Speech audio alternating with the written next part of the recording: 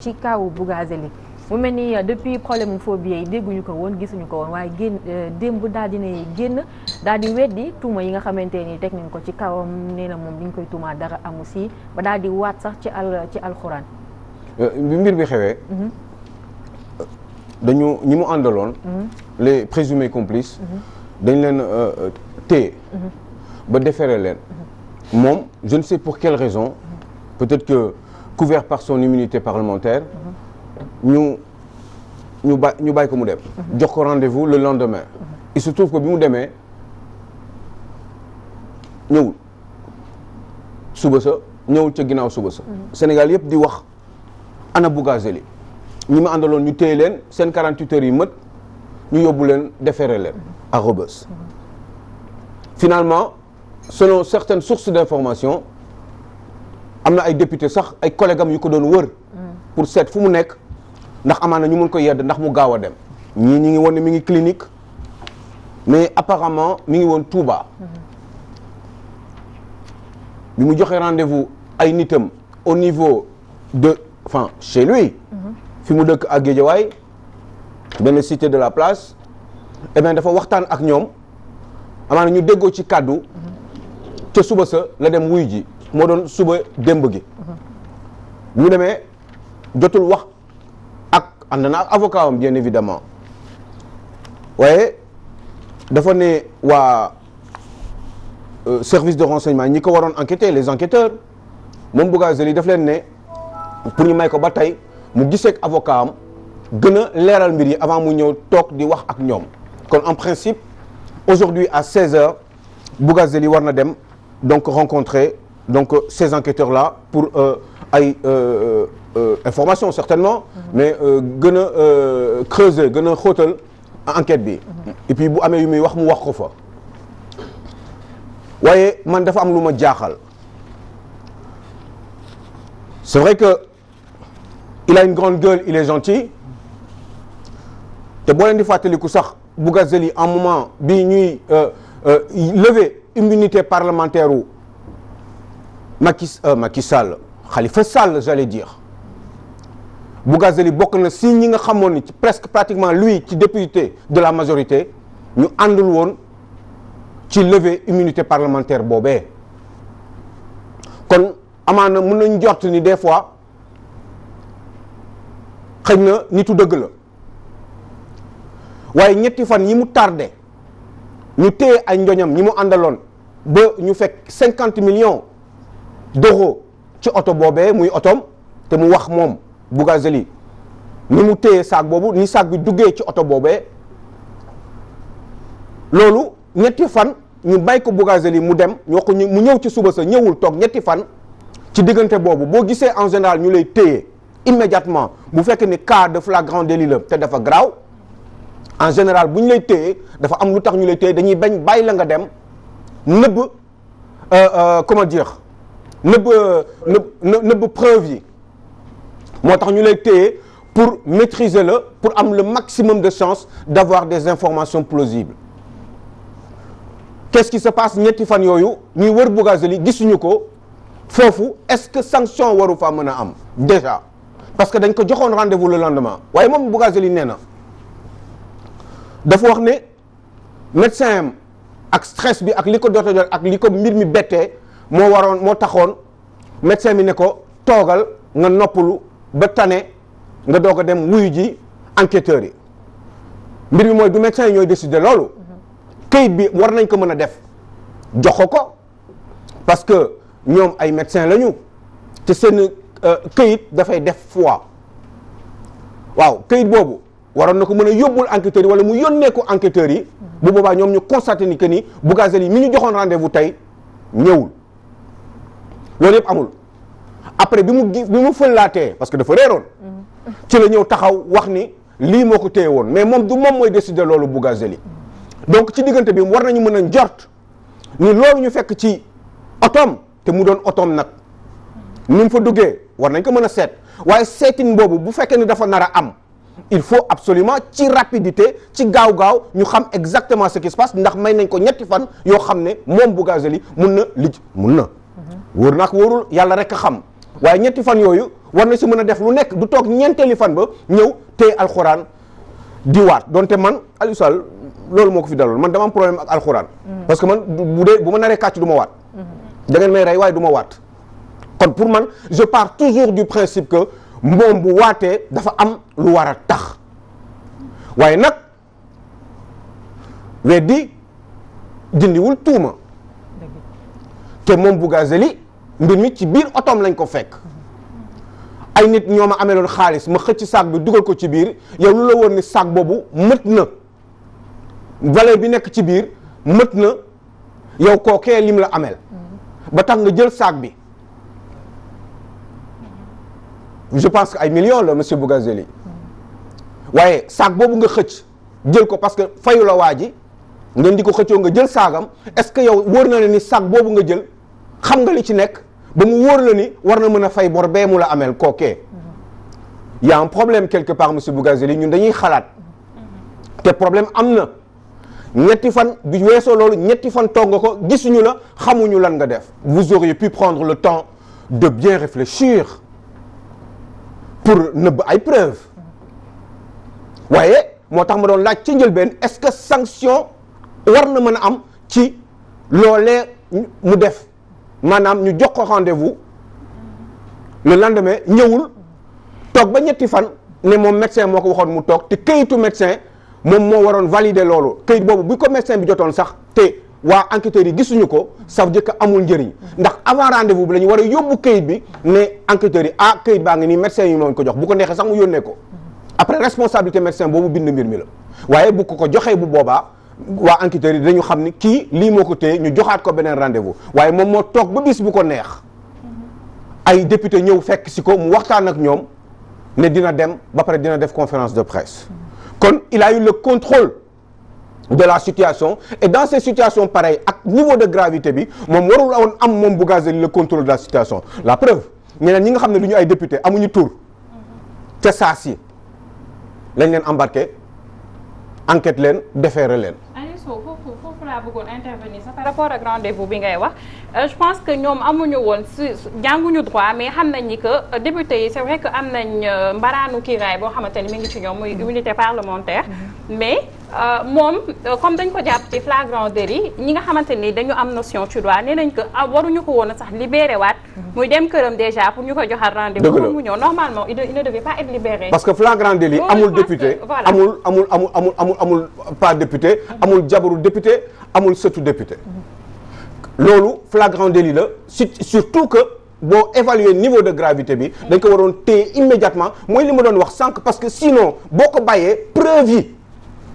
mën na ko dem na saxaay nëbb ko donc finalement moi j'ai un doute maa ngi leen di fàttali ni Khalifa Sall bi ñu ko jàppee di lever immunité am Bougazelli ci député pouvoir bi moom moo bokkoon ci ñi nga xam ne bariwuñu ñoom d'accord uñu woon amaana sax moom kese la woon d'accord uñu woon ni ñu lever immunité parlementaire Khalifa Sall kon xëy na des fois mën na am côté nitu dëgg waaye nag xaalis dama ko yàgg di wax fii Fatouka xaalis amul odeur xaalis am na njëriñ waaye xaalis baaxul ndax day yàq di defar te dafa lëkkaloo ak seytaane. d'accord mais Aliou Sow ci biir réer bi mu réeroon comme ni nga ko waxee tout à l'heure soi-disant que dafa feebaroon mu ngi doon noppalaku il a eu le temps de consulter ses avocats ñu ci mel ni maître Assane Dioma Ndiaye maître Sey ak kii di maître El Hadj Diouf mais remarque bi ñu def ci biir li nga xamante mooy info yi ñu am ki nga xamante mooy maître Assane Dioma Ndiaye ak maître Ousmane Sey ñoom dañoo daal di décliner daal di bañ jël défense am jël dossier bi quoi mais maître El Hadj Diouf moom moo ko nangoo jël mu mel ni moom tout le temps dafay nekk li nga xamante mooy l'avocat du diable mais moom sax wax ma ko mais les deux autres avocats selon yow lan moo tax ñu bañ défendre ki nga xamante ni mooy Bougazelli. bu ñu amoon 5 ans d'expérience. dans le milieu. eh ben xëy na peut-être du ma ci mën a wax. mais je pense que ce sont des gens qui sont pétris d'expérience. ci mbir yu demee noonu ne. yaa ngi wax Assane Dioma Ndiaye koo xam ne kuy wax droit de l'homme moom ngay waxal. bu ñu nee ñoom mënuñu see bokk.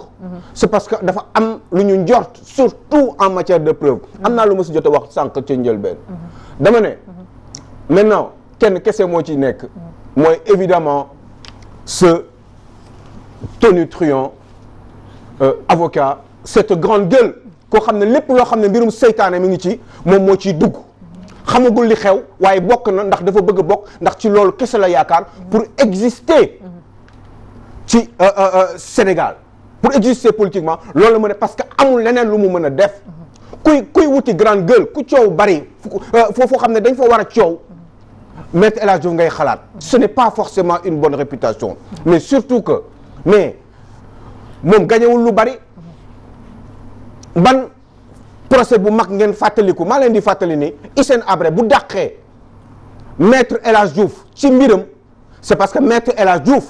doxalinam moo taxoon surtout soupçonneux doxalin yu soupçonneux par rapport ak Idriss Déby bi mu ñëwee fii ca Méridien président wu King Fahd Palace kon Maître El Hadji Diouf ci yii rek la mën a dugg c'est un monsieur vraiment je vous assure honnêtement au-delà de ma propre personne puisque naturellement c'est un monsieur qui m'énerve waaye bu weesoo loolu Sénégal yëpp xam nañ ni c'est un monsieur qui n'est pas forcément toujours de mauvaise foi parce que day dugg ci mais xam nga ne mënoo ma comparer Assane Dioma Ndiaye ak El Hadji Diouf Sey Maître Sey ak El Hadji Diouf mënoo ma leen comparer évidemment ils peuvent avoir le même niveau waaye avocat da ngay am éthique avocat da ngay am morale avocat da ngay moytu avocat da ngay seet fooy teg sa tànk te avocat doo dégg tëll rek nga ne comment dire nga ne damm na kon je pense que ni ce monsieur ce n'est pas étonnant waaye loolu du wax bi sax amaana xëy na li ñu ci ñëw moom moo tax waaye moom du mbir mi du Maître El Hadji Diouf Aliou Sow foofu waru maxu doxal na dox doxal waay waaw d'accord mais kii Aliou Sow man dafa am tamit leen loo xam ne ci par rapport ak éthique bi nga doon wax léegi dégg nga est-ce que avocat damay wax man waxuma kii waxuma kala mais damay ne avocat est-ce que avocat day xool dina xool ay affaire wu kii parce que da ngay gis avocat boo xam ne day leer na ne que kii moo rey mu dem mu plaît moom mu jàppale ko mu defaan ko mu leer ñëpp xam nañ ne que kii moo sàcc mu dem jàppale ko waaw man xam nga man foofu tam de non c'est que foofu tamit waaw voilà waaw même si quel que soit tey jii même bu dee Bougazelli bu dee maanaam Mamour Diallo nangam ñoo ñëpp opinion ñëpp xam nañ ne que kii waaye nag nit ki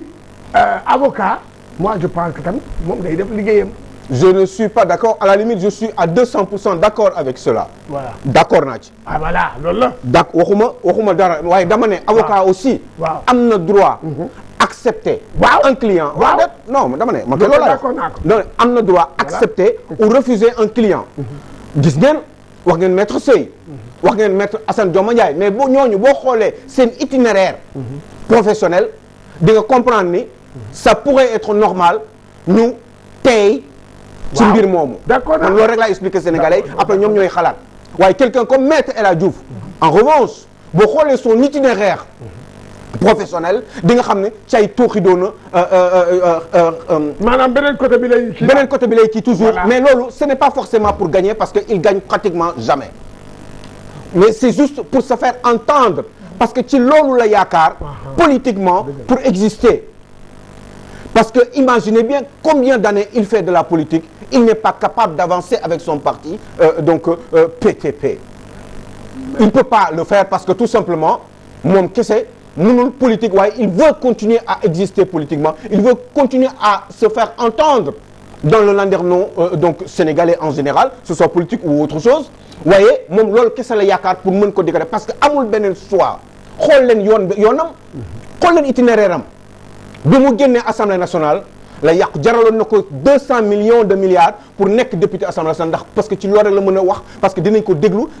am na kiiwu presse bi presse yooyu la ñu bëgg et cetera donc loolu mais ñàkk dugam assemblée nationale xale yi ñoom Sonko ñoo fa jaar donc ce qui fait que ni daf ko métti lu torop léegi il faut que mu pour mu kii loolu mu ngi waxatee pour mu mën a meubler loolu il faut que muy défendre des fois entre guillemets l'indéfendable. ci défendre boobu noonu aussi Aliou Sow ñoo resté c'est que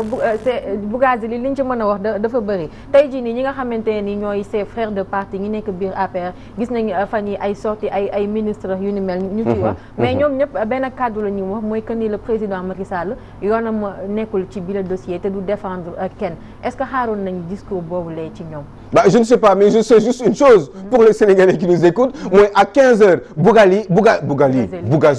dafa wax à couteau tiré que ni moom n'importe comment démissionné wul benn yoon Assemblée nationale. À 15h.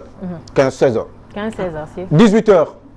nee na démissionné na parce que dafa waxtaan ak ay waa këram. ñaari waxtu ci diggante boobu. li fa war a am bari na. waaye nag attention. ak ay mbokkam. Macky Sall ci ay mbokkam la bokk. est-ce que sax digaluñ ko. wala bokk. mais moom est-ce que waxul woon si affaire mandat wu président bi troisième mandat bi. est-ce que loolu tamit taxul tamit ñu mere ko wala yu demee noonu. voilà non parce que moom dafa ne woon. que Macky Sall war na mën a def voilà léegi moom nee na dawul woon demul fenn. parce que tey jii xaw ma lan section de recherche xaw ma mën. waaw nekk si àdduna mën nañ la kii dafa demoon Touba. voilà dem na fi Touba dellu si waat sinon tam nee na tamit si benn rajo de la place tamit nee na démissionné na ba joxe rendre passeport yi ñu joxoon sax ay doomam yooyu yëpp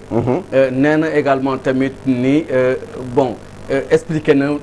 un peu fay nee na dafa am ku ko yoroon xaalis mu saisir saagam saag boobu nag xaalis boobu ñuy wax sax nangam dollars yi xaw ma li si nekk faux billet nee na 4 paquets la daal en tout cas moo si nekk si faux billet te moom ko waa ji saisir saagam te yoroon ko xaalis di jënd ay kër ak yooyu bañ ko fay mu saisir saagam si la faux billet yooyu nekk noonu donc kon am na lu bari li nga xam ne wax na ko si loolu donc kon am na également tamit sànq benn point bi nga doon wax mais en tout cas moom comme Kambil bi wax na ni moom laalewul taqewul xamul sax fu ñuy raxasee xaalis ak yooyu donc côté boobu wax na ko ci benn rajo de la place bon léegi nag dem na aussi itam nee na kenn convoqué waatu ko woon mais démb moom moo dem à 16h di gendarmerie ñu ni ko tey na dem ñu ñëwaat à 16h si la maître El Hadj Diouf jëm jël kaddu ni mi ngi dafa feebaroon taux de sucre moo ki woon mais tension montée waxu franchement non sérieux c'est des racontes waxam la ay waxam nee na voilà voilà non mais loolu olof jox waxu kasaw xam nga mbir mi mooy lan moom mooy bi ñu ko convoqué moom déjà waruñu ko woon bàyyi parce que délit de flagrant délit boobu avec ce niveau de gravité waruñu ko woon sax bàyyi man je trouve que mënoon na nekk erreur waaye xëy na Sénégal ni ñuy moytoo parce que député la machin c'est une grande gueule waa kër Macky Sall la ak yi demee noonu yooyu moo tax xanaa gars yi libéré ko mais bi ñu téye ñële ak lu graaw ci blanchiment d'argent yi problème yi fi am ci ay faux billets et cetera nga xam ne day déstabiliser système bi yooyu yëpp waroon nañ ko téye waruñu ko woon bàyyi mu dem parce que dem boobu ci diggante bi ñaari waxtu laa wax le temps que mu yegg këram ñaari coup de fil ñetti fil coup de fil waxuma moom la waaye mën na nëbb lu bare waxatuma laa nag ñetti fan gisuñu Bougazelli ci diggante bi man lan moo ma ci wóor man doomu Sénégal man lan moo ma ci wóor ne moo ci diggante bi nëbbu fi ay affaire bu feebaree néegoo li mu wax xanaa waxu bu feebaree laa këyit bu médecin bi dañ ko war a jox enquêteurs yi sur kii de recherche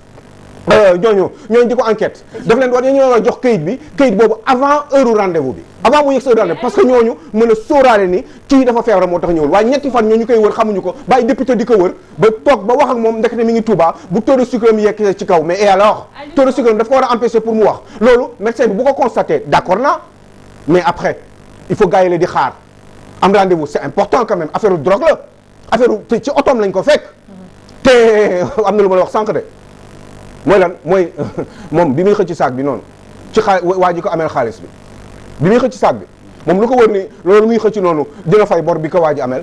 lan lu ko wax li nekk ci biir en tout cas bëri na ay non-dits ci li nga xamante ni mooy problème bi bëri na ñu ñuy tuur ay lëndëm mais espérons que rek cette fois-ci ngir yàlla dinañu leeral sur ce qui s'est vraiment passé et que du am mbirum parparloo kumba am nday ak kumba Sonko bu doon Sonko Aliou ay bu doon Sonko kon instant bi fanaan na bu yàgg jërëjëf Sow pour le jéeri bu fekkoon ne maanaam nekkul au pouvoir